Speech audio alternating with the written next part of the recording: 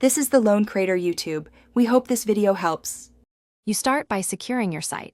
Make a full backup using your host or a backup plugin so you can undo changes quickly. Once done, log into the WordPress dashboard and go straight to Appearance, then Themes. You should preview the new theme first. If it's not installed, use Add New or Upload Theme. Make sure to check theme requirements and PHP version compatibility before activation so you avoid runtime errors.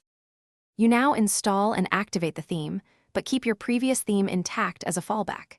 Next, import demo content only if you want the predefined layout.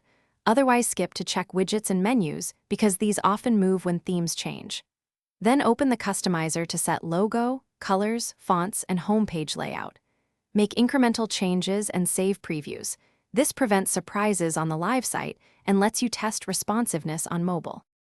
You finish by thoroughly testing pages, forms, and plugin interactions on desktop and mobile, because issues often appear only under specific conditions. Once satisfied, clear caching plugins and CDN caches so styling updates propagate. If you see layout breaks or fatal errors, regenerate theme CSS or roll back to the backup immediately. As a key troubleshooting tip, enable WP debug.